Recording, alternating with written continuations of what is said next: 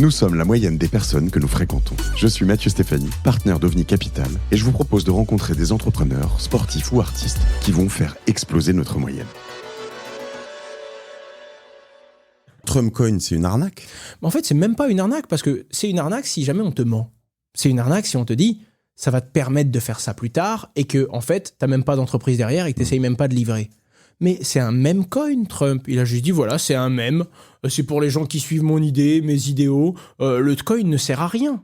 Et c'est précisé, en fait. Ou en tout cas, il précise pas que ça va. Il dit, voilà, c'est pour ceux qui ont envie de me soutenir. Investir comporte des risques.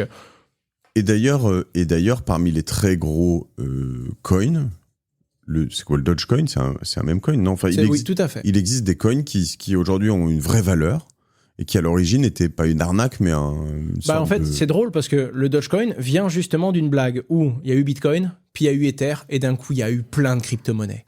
Tout le monde lançait le Bitcoin killer. Et il y a un développeur, il en a eu marre et il a voulu faire une blague. En mode, moi aussi, je vais lancer mon Bitcoin killer, c'est le Dogecoin. Tu sais, c'est l'image de ce fameux Shiba Inu qui a été recueilli par une japonaise à l'époque et qui a fait un bordel monstre sur Internet. Tout le monde repartageait ce chien parce que tu sais, il est sur un canapé, il est comme ça. Tu sais, un peu en mode, il te prend un peu de haut, il te regarde un peu avec dédain. Tête croisée, ouais. Et en plus, ils ont écrit une petite police d'écriture en Arial, en comique sans MS, tu sais, la police très basique de Paint, avec des réflexions sur la vie, genre je pense donc je wouf. Tu vois, des trucs ridicules. Et c'est la première blague qui a fait rire un peu tout le web, comme Rickroll. Tu vois ce que je veux dire Et du coup, les gens ont circulé ça. Et lui, il a dit, je vais prendre ça comme égérie de ma crypto-monnaie. Je vais faire une vidéo en montrant que le jeton va monter à $1 million, que ça va tuer Bitcoin, que ça va tuer l'Ether, que ça va tout tuer. Mais c'était une blague à la base. Juste pour montrer, arrêtez de tous vouloir être le Bitcoin killer, il n'y a qu'un seul Bitcoin. Il lance sa blague et il la lance bien. Quand je dis bien, il y a deux choses. Premièrement, il lance son propre réseau. C'est pas comme aujourd'hui où tu peux créer ta crypto sans créer ta blockchain, ce qui est le plus dur, techniquement. Lui, il fait un vrai système de proof of work où il y a des vrais ordinateurs qui se connectent, qui viennent sécuriser le réseau. Aujourd'hui, le réseau Dogecoin est si gros, tu ne peux pas. Il est devenu décentralisé. Tu peux pas le faire tomber. Et il y a des vrais mineurs de Dogecoin, des gens qui en vivent. Donc, il a créé la structure qui va avec. Et pour finir, il n'a pas gardé 95% des Doge ou 80% comme Trump de sa monnaie. Il a vraiment fait un système où vous voulez du Doge, sécurisez du Doge. Moi, j'en aurai beaucoup parce que je vais le sécuriser dès le début, mais c'est libre à tous. Ce n'est pas parce que je suis le créateur que j'en ai 80% des réserves. Donc, c'était décentralisé. Il y a eu ce qu'on appelle un fair launch. Et en plus, on ne peut plus l'arrêter. Ça vaut 50 milliards. Exactement.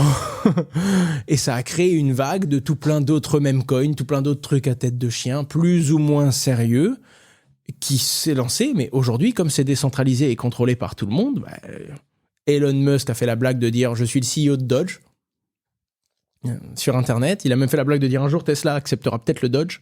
Et à chaque fois, mais ce qui est fou, c'est que lui, il dit ça, sachant qu'il en achète avant pour potentiellement... en fait, il sait les effets de ses annonces. Je ne sais pas. En Europe, aujourd'hui, il y a market abuse. C'est en place. C'est-à-dire que moi, je fais ça sur une crypto-monnaie que je détiens et je revends suite à la hausse de ma propre mise en avant marketing, c'est pénal. Ok. Voilà. Lui, aux US, je sais pas trop comment ça se passe. Maintenant, est-ce qu'il prendrait un risque de manipulation de marché pour ses coins ? Je pense qu'il en est plus là. Je pense pas. Maintenant, est-ce que ça le fait rire de tweeter un truc, de voir le prix qui explose ? Ouais. Je pense qu'il en a rien à cirer et qu'il est complètement barge. Les gens disent « Ouais, il fait ça pour faire pumper ses bagues ». J'aurais eu tendance à dire non à un moment. Maintenant, j'en sais rien. Si la loi le permet, pourquoi pas ? Je serais pas capable de dire. C'est drôle parce que market abuse, c'est difficile de voir la limite. C'est-à-dire qu'évidemment, si tu dis j'ai une puissance médiatique suffisante pour faire bouger des choses et doubler ma richesse grâce à mes médias, entre guillemets, avoir des gens qui... eux vont perdre parce qu'en fait ils rentrent à un moment, moi je sors mon argent au moment où j'ai vu que c'était monté et puis derrière tout dégringole, c'est le principe. Ah puis l'abus d'influence. Mais il y a plein de gens qui disent que Trump a fait, c'est chaud. C'est ça, c'est ce que j'allais dire, ce que fait Trump là, il est président des États-Unis, il dit je lance une monnaie virtuelle qui va s'appeler le Trump Coin. J'en sors 1 milliard. Donc lui au début il garde 80%, c'est ça, il met 20% sur le marché. Tout à fait. Le truc part dans l'espace. Tout le monde se le rachète en montant le prix et tout. Et lui, jour 1, il en sort 5 ou 600 millions de dollars. Et surtout, il n'y a pas de promesse derrière, donc c'est pas un mensonge. Il a juste sorti un truc, et le pari, c'était tout le monde va se jeter dessus. Pourquoi il a fait ce pari ?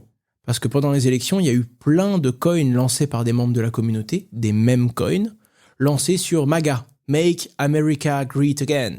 MABA, Make America Base Again. Le Trump Official Successful. Donc les gens ont fait des trucs comme ça, il y en a plein qui meurent. C'est des coins, des fois ils montent dans la journée, ils meurent le soir même. Mais il y a eu quelques succès. Il y a eu quand même pas mal de personnes parce que Trump incarne, il a pris le sujet des cryptos, ce qui d'ailleurs a un peu droitisé le sujet, et c'est dommage parce que Bitcoin n'a aucune conviction politique, quoi. Mais en gros... potentiellement plutôt assez tout à fait contre le système bancaire, contre les systèmes on pourrait assez facilement le mettre de l'autre côté. J'ai beaucoup de collègues qui ont des convictions politiques de gauche, voire même très très à gauche, qui disent l'outil est formidable, il permet une émancipation de certaines règles et un cadre. C'est sa financiarisation qui plaît pas forcément, mais voilà, c'est le côté financier qui va les déplaire plus et leur déplaire plus. Et d'un autre côté, bon là, le sujet pour beaucoup, crypto égale extrême droite égale Donald Trump, c'est tellement dommage. Enfin, c'est comme Internet, tu fais des sites Internet, oui, bah, si tu fais un site de vente d'armes, on peut dire qu'Internet peut être dangereux. Tu peux faire Candy Crush, ça dépend que de toi. Donc on juge l'outil et on va lui donner une connotation politique, alors que c'est juste une question d'usage et de ce qui se fait en ce moment. Et surtout quand on dézoome, là tu te dis, attends. Le président, il s'est juste dit, le président des États-Unis, il va lancer un meme coin. Il s'est dit qu'il allait avoir une pression acheteuse, que ça allait faire monter son token, et c'est un pari. Pourquoi pas moi ? Attends, le président des États-Unis, quoi. Pourquoi lui, il peut et pas moi ? Et du coup, pourquoi il n'y aurait pas d'autres personnes de sa famille, et d'autres influenceurs, et d'autres créateurs ? Et c'est là que tu as une vraie question éthique où tu te dis, tout ce que je vois, c'est que d'un point de vue européen, ça va dégoûter les régulateurs européens et ils vont faire des lois encore plus strictes pour nous. Alors que là-bas, c'est la fête du slip, littéralement. Ils font n'importe quoi. Le président des US, il sort un coin qui va faire x10, qui va mourir et tout le monde s'en fout. Et toi, t'es là en mode, nous, on va demander une 3e pièce d'identité à nos clients et on va venir chez vous pour être bien sûr que vous mentez pas. C'est dur, tu vois, d'être... Ce qui est potentiellement faux dans ce que tu dis, ou pas, ce qui tiendra pas, c'est que tout le monde s'en fout pas.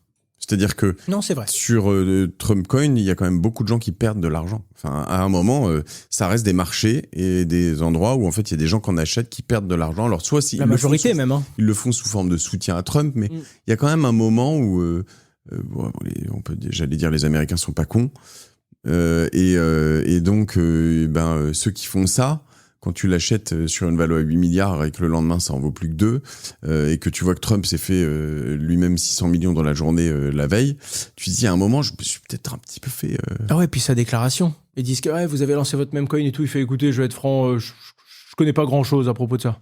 C'est quelqu'un de son équipe ou quelqu'un de sa famille ou... Ouais, puis le lendemain il y a sa femme qui le fait, le surlendemain leur fils, tu te dis, c'est sans fin quoi.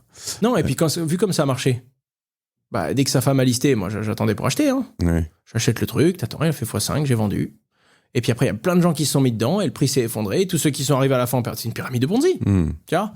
Sauf que ils s'en cachent pas. Et dans les lois américaines et de ce qu'ils proposent, c'est totalement autorisé, entre guillemets, aujourd'hui. Puis après, il va faire sauter certaines lois. Donc c'est même pire que ça. Ça va être le lawmaker. Donc à ce moment-là, qui va lui dire qu'il a le droit ou pas le droit de faire ça ?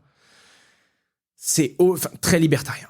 Très, très, très trop. Peut-être, peu importe, j'en sais rien, mais poussé à son paroxysme sur une dimension purement financière et dans une position où j'estime que tu te dois d'avoir une certaine vertu et montrer l'exemple. Et quand tu vois les règles strictes et des fois injustes qui viennent encadrer le milieu européen où tu castres l'innovation, faut le dire, tu tues l'innovation, tu mets une régulation sur des trucs qui n'existent pas encore, et souvent motivé par ce qui se passe de l'autre côté de l'océan, alors que tu peux rien du tout si là-bas ils font n'importe quoi. Non, c'est vrai, c'est très compliqué. Et c'est très compliqué même de voir un peu où tu te positionnes parce que si je voulais le pousser très loin, tu te dis Trump, il arnaque un peu les gens. Et je le pense pas ce que je vais dire. C'est juste que il pourrait y avoir une position dans laquelle tu dis, mais toi qui es très expert en crypto, quand tu l'achètes, quand ça se lance et que tu le revends très vite, tu as une position d'expertise par rapport à des amateurs qui eux... Dans quelle mesure on peut participer à un truc qui est illégal en Europe outre-Atlantique? Tu vois ce que je veux dire? T'achètes des coins et à un moment le régulateur pourrait dire mais non mais t'as même pas le droit en fait au mais je vais te dire voilà je suis pas en train de critiquer le fait que tu l'ais fait moi. Clairement, je vais même te dire mieux, totalement légal aujourd'hui quand c'est décentralisé. J'ai le droit d'aller acheter un token on-chain, donc sur la blockchain, acheter ce coin là qui sort et le revendre, réaliser un profit qui sera imposé évidemment, flat tax. Le truc qui risque d'être compliqué, c'est que moi, le jour où on me dit « Ouais, toi, t'as plus le droit d'acheter certains coins », Ok, quel genre de catégorie? Ils vont mettre un truc assez large, donc ça va également englober des projets qui sont sérieux, c'est une injustice. À côté de ça, vous faites ça pourquoi? Pour protéger les citoyens d'eux-mêmes. Moi, ça fait 7 ans que je suis dans cette industrie, je sais très bien les conséquences de ce que je fais. Vous n'allez pas m'interdire d'acheter un coin ou un autre, tu vois. Et t'as vraiment cette limite entre, oui, t'as beaucoup de gens qui tombent dans le panneau, donc il faut essayer de les protéger. Et d'un autre côté, on va les protéger d'eux-mêmes. Vous savez quoi? Vous n'avez plus le droit de sortir de chez vous parce que c'est dangereux pour vous. D'accord? Parce que visiblement, vous pouvez rater une marche d'escalier et vous éclater la tête sur le sol. Donc, on va vous protéger. Maintenant, vous n'avez plus le droit de sortir. Il est où l'équilibre? Tu vois, l'anonymat complet. Pour moi, l'anonymat, c'est la vie privée. On a le droit à notre anonymat. J'aimerais pas qu'on regarde mes historiques de recherche Google. J'aimerais pas qu'on lise mes messages dans mon téléphone. Ça ne regarde personne. D'un autre côté, est-ce que tu es pour ou contre l'anonymat complet pour les, les pédocriminels? Bien sûr que non. Mais du coup, on va fliquer 100% de la population pour choper une minorité d'individus et tu te rends compte que l'État, qui se doit d'être le maître de ça et de ce contrôle, notamment aux États-Unis avec Snowden, celui qui a une contrôle sur la vie privée de tout le monde, il l'utilise pas que pour lutter contre des criminels. C'est également des informations qu'ils ont, c'est un contrôle de la population, c'est un contrôle de masse. Et tu te rends compte que tôt ou tard, celui qui a le pouvoir finit par en abuser, que ce soit un État, que ce soit la population qui va abuser de certaines choses, et surtout le particulier. T'as envie de dire arrêtez de surprotéger les gens. Mais quand les gens ils sont perdus, ils cherchent des responsables. Et ils se retournent contre la loi en disant ouais, vous m'avez pas protégé. Tu m'étonnes que du coup la loi essaye de les couvrir. C'est un jeu complexe avec énormément de parties prenantes.